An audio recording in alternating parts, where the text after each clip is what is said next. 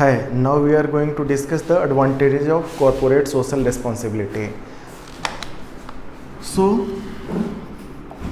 it will be advantages or benefits, you can say, of corporate responsibility, corporate social responsibility. So, in my previous lecture on the corporate governance, I discussed with you people the advantage of corporate governance. Many of the points of the advantage of corporate governance will be repeated here in the advantage of corporate social responsibility as well. But there are some other points particular important for CSR. They are specific to the benefits of CSR. Only those points we will write here. Like common points like it will increase the public trust, it will increase the brand value of the company, it will increase the profitability of the company, it will increase the government regulation and getting fund from the government, blah blah blah. All these things you know. I had discussed them in the benefits of corporate governance only. Now some specific typical things benefit of corporate social responsibility I am going to discuss with you people. One point will be, this is after the points we have discussed in the benefits of corporate governance. So like it will be like community will provide the corporate license to operate.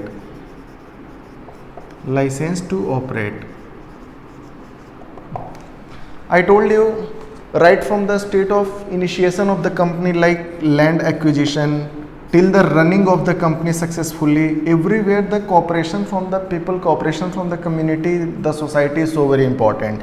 You can take the case of Sterlite, again very repeated example. This is in Tamil Nadu. The community was not happy with this project, they could not even take off. You can take the soft drink project in Kerala. The Gram Sabha itself did not give the go ahead and required approval, environmental clearance, and the project never came up. So if the community is not with you, they will not give you license to operate. So in order to give benefits back to the community what you have taken from them, as we discussed earlier, you have to go for the corporate social responsibility initiatives. Then I discussed with you another benefit, another reason or benefit for the corporate social responsibility. I explained you how symbiotic relation is there between the corporate and the society. So that symbiotic relation get strengthened with the CSR. So you can operate your business with more ease, with more cooperation from the society. Now another benefit is government regulations. Those companies which follows the spirit, not only the letter, the spirit of the corporate social responsibility, they have good public image. So government regulations will be relatively easy for them to follow and abide by. Suppose a company has bad reputation, then the government agencies will be looking keenly into their affairs. They will be more stringent with the company which is having bad reputation. So the government regulations will also come easy to the company which is having better corporate social responsibility track record. For example, Tata. You name Tata and all the government regulator, administrator, they are having good image about Tata. So they will go soft. They know that there is very less to investigate. So better it is like, it is like cooperation from their side. So this way we will benefit from all these things. Then again, what is the next benefit? The next benefit is, we call it domino effect. We call it domino effect or bandwagon effect. Bandwagon effect. What happens in this? That suppose there is a company A. The company A followed the CSR very religiously. Then the company A is seeing growth. Growth it is seeing because I told you the brand value will increase.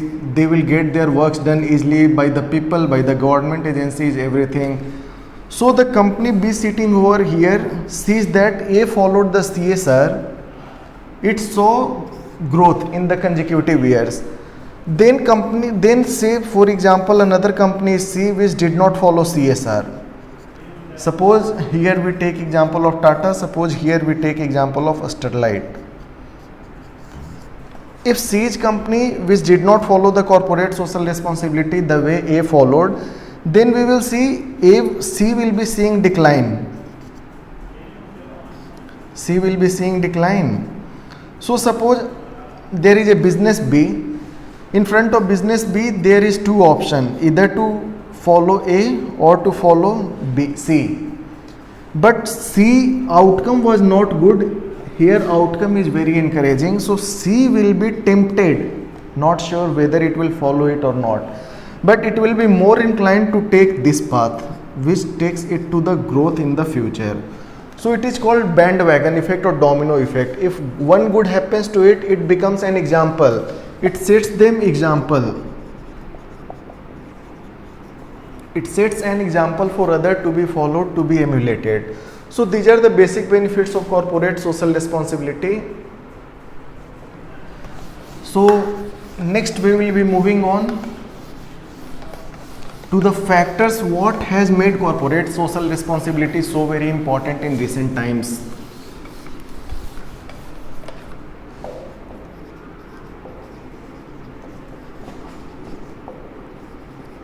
Factors that contributed to the rise of corporate social responsibility. So what are the factors which has made this concept so very important in the recent time? See, we can see one factor is the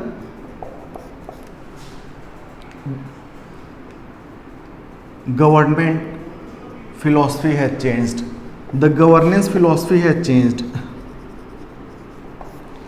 Now the governance philosophy is not only about the benefit to corporate and all. The governance philosophy talks about the sustainable and inclusive growth. So the moment you talk about sustainable and inclusive growth, you have to command the corporates also. You have to remind to the corporate that no more you can just go behind the profit, you have to go behind the social causes as well. So discharge your social responsibilities also side by side your economic activities. And also the governance has become a shared space now. I told you it is the government, it is the private sector, and it is the civil society organizations. They form three pillars of the governance now, and it is a shared space. So government is telling the private sector and corporate that you also own up the responsibility of the society. We alone cannot take this. Apart from the governments, there are intergovernmental bodies.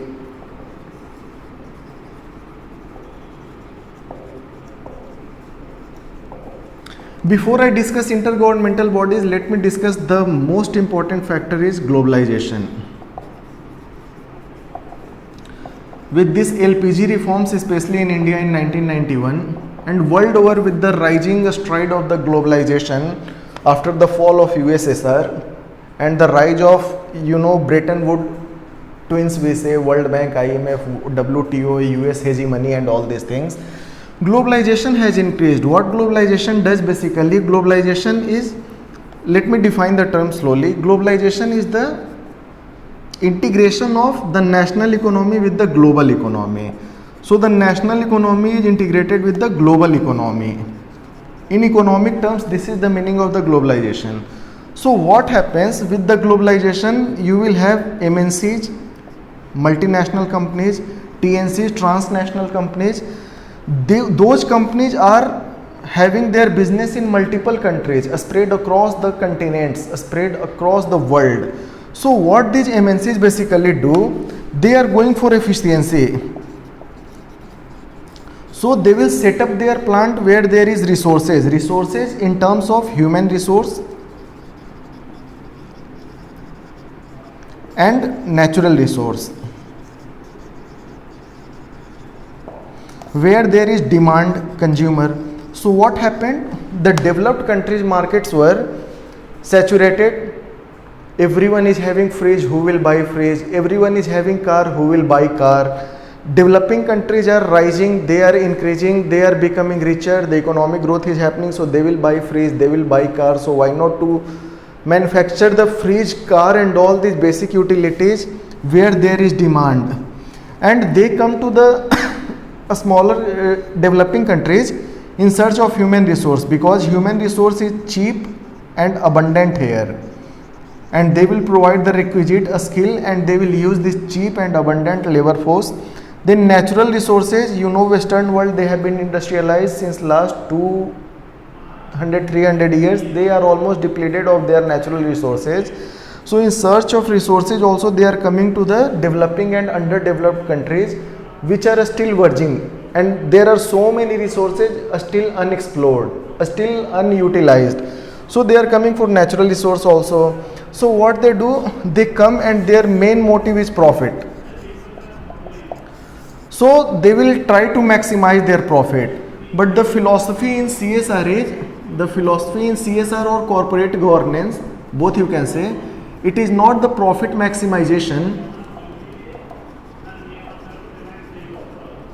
but it is the profit optimization.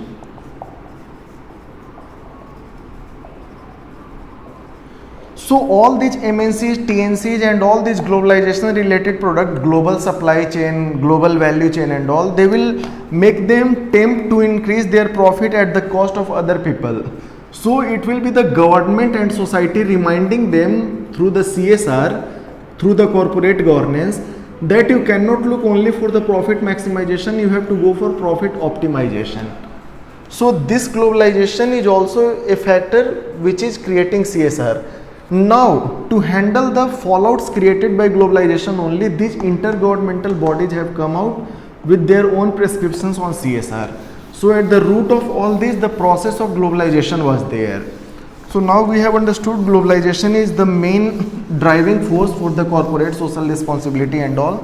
So what intergovernmental bodies are? They are like United Nations, they are like OECD, they are like ILO, International Labour Organization, they will be like EU, they will be like WTO, so they will be like IMF. So all of them are providing some guidelines, some protocols, some conventions, all these things to deal with the corporate social responsibility. So they are also pushing for the corporate social responsibility, and they are a very strong force besides the force of the government. Now,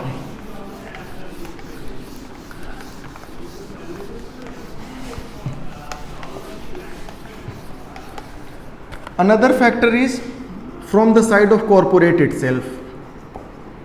I told you corporate social responsibilities bring so many benefits to the corporate. They bring customer, they bring brand value, they make their business easy, they bring them easy finance, they bring them easy government regulation. So the corporate themselves are tempted to go for the CSR activities.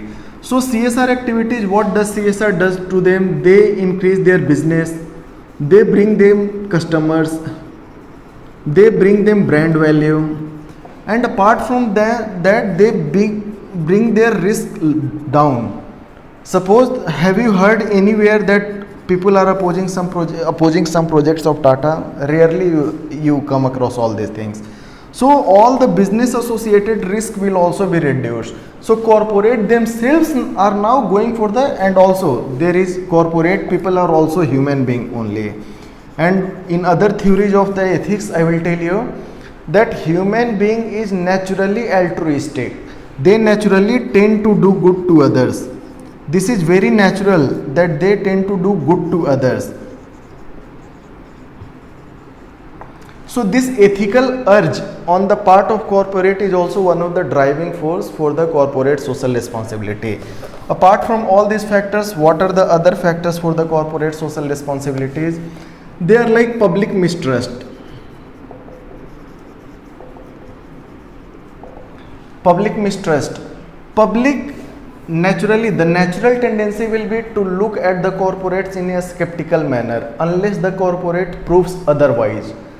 So suppose if you say to the villagers that there will be land acquisition and you do not name the company and you do not name them anything, the first reaction for them will be that they will be opposing the land acquisition. They will not allow the land acquisition to happen because the corporate will take land, they will run their business, they will make money, and they will not give anything in return to us, so they will be going for the profit maximization, not for the profit optimization.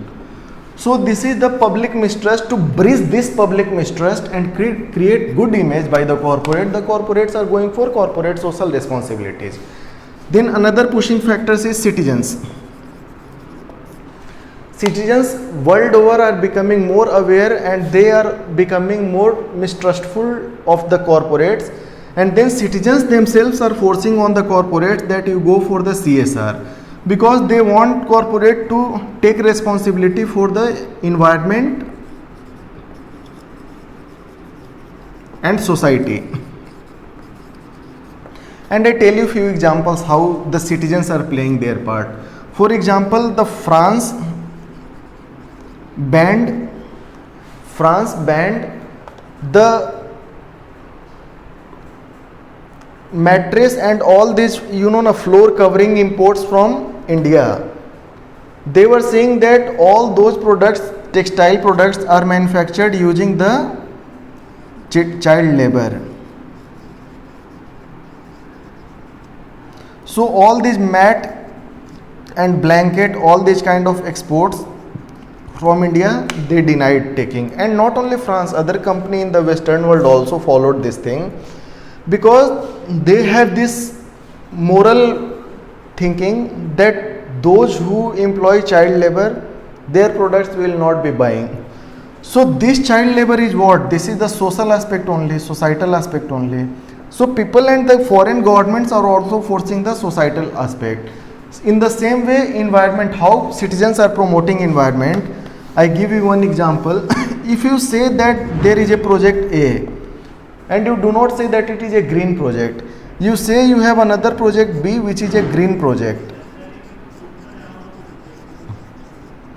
So this green project, the moment you see green project, these citizens will be more tempted to invest in B than A, because citizens will also get some monetary benefit, maybe by financial institutions and all. So citizens themselves have now become aware and they themselves are forcing all these things on the corporates nowadays. So these are the factors. Some more factors are there. Let me discuss.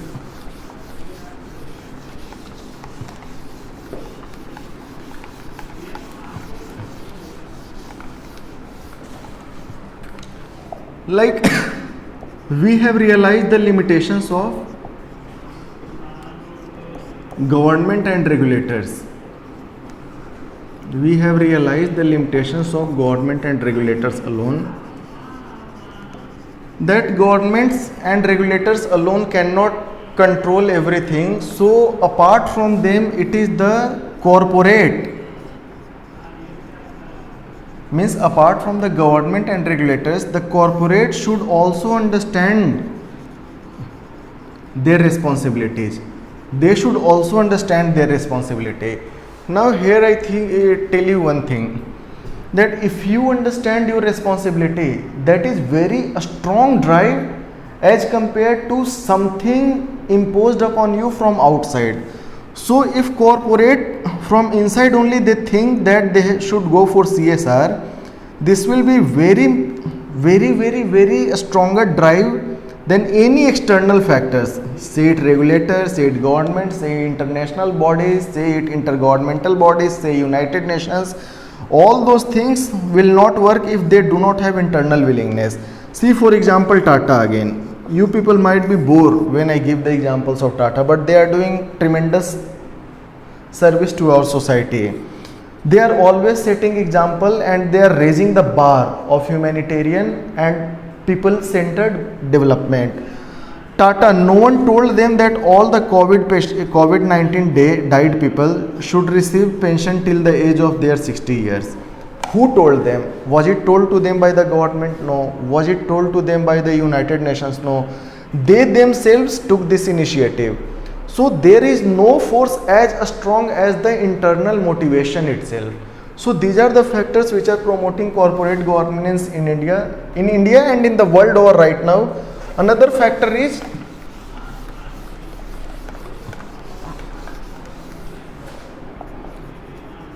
communication technology.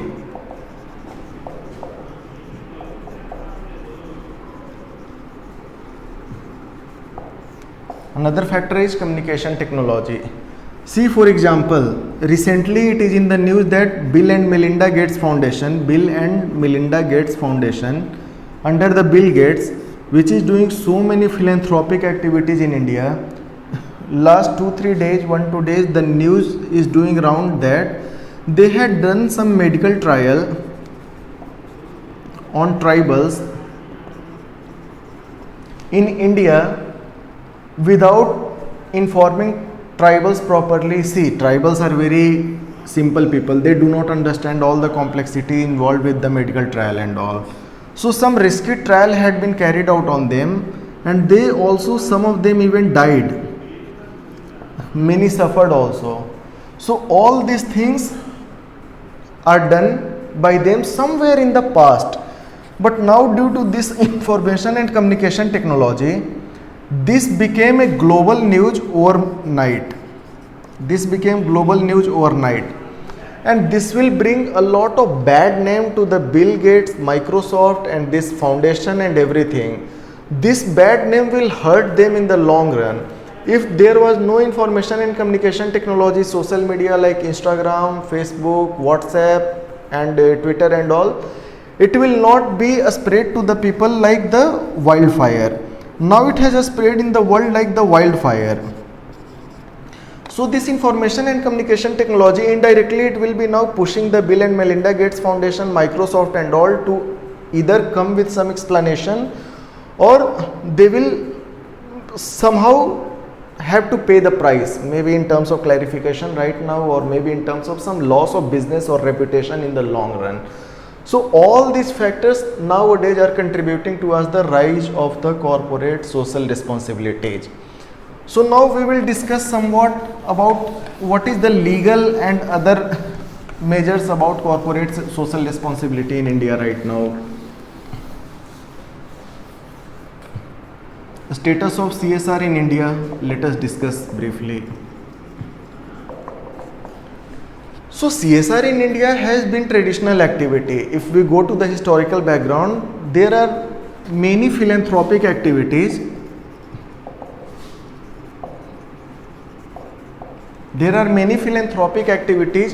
Carried out by different rich businessmen, because there was no corporate concept then. They will be constructing the houses for poor, they will be constructing the dharmshala, you know, public shelter and all. They will be constructing sarai is like hotel on the highways and all. So all these things, they will be distributing free food to the poor, they will be distributing water in the summer season and all, they will be distributing clothes to the people who are having nothing to wear. So all these philanthropic activities have been a part of our common conscience and our heritage, but they were not very organized, because that time there was no concept of organized business. But in terms of philanthropy, kind of CSR thing in our present context was present in India since centuries. It has been there. It is not that something entirely new from somewhere on the outside this planet we got suddenly. No, it had been there. See, for example, even during our freedom struggle, even during our freedom movement, you will come across the fact that many industrialists also supported the freedom movement and the national cause, and they were actively participating in the protests. Also sometimes they were supporting by way of money, they were supporting by way of moral support, they were supporting by way of bringing people in the rallies and everywhere. So in different dimensions they were already supporting people. And also trusteeship model of Gandhiji, as we discussed, trusteeship model of the Gandhiji, corporate governance, corporate social responsibility was always there in the conscience during the freedom struggle as well. Why I am highlighting this? Because this was the time when the idea of the role of corporate and how it should be dealing with the society and other problems was there, and then this discussion is happening, means India had long and deep root on the issue and a deep perspective right since the time we were about to attain our freedom. After freedom, what happened? After India attained independence,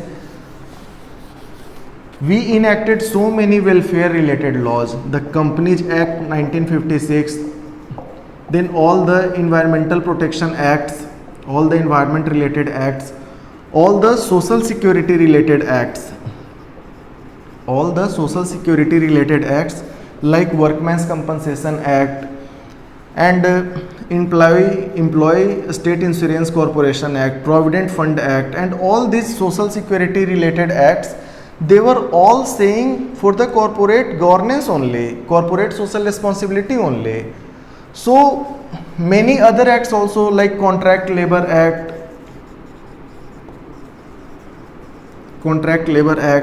then Equal Remuneration Act, Corporate Contract Labor Act, Equal Remuneration Act and all, they were all saying about the corporate social responsibility, that corporate has to look after the interest of the society as well. So with this deep background, we are having corporate social responsibility. Now the culmination point came, the culmination of all these things happened in Companies Act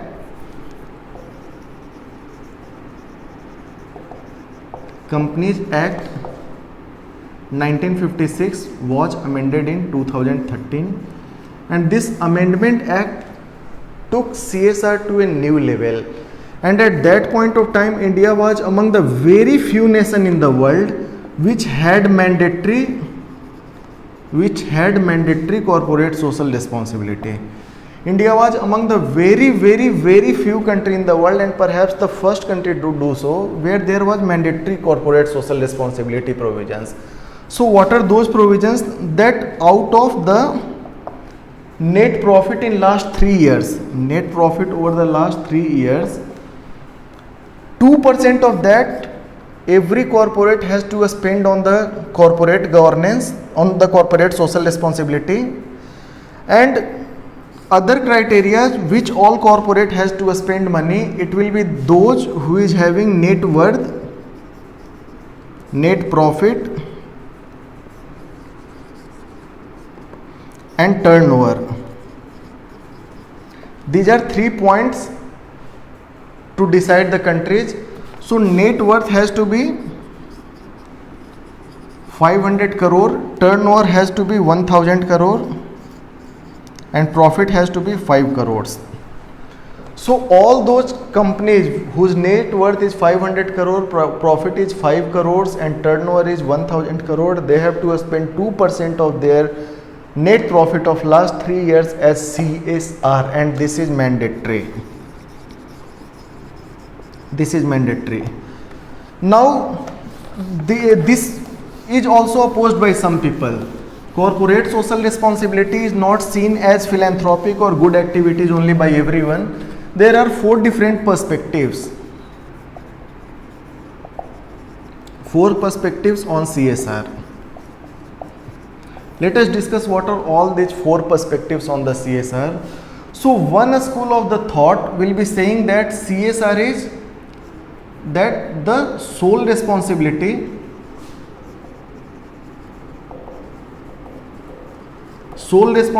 of the corporate is the shareholder. They should do profit maximization to the shareholders only, because corporate is for profit and they are having nothing to do with the social responsibility. So this is one school of the thought. Second school of thought is saying that there are multiple responsibilities.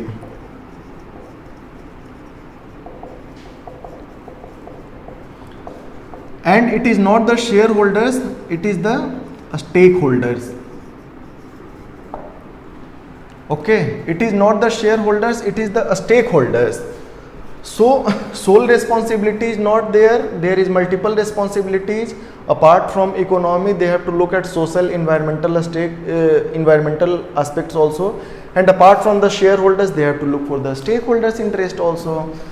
Then third perspective would be saying they see corporate social responsibility as something vested interest by the company itself. They say that CSR is being utilized by the company to increase their sales. Then the other school of thought says that CSR is utilized by the companies to legitimize their political power.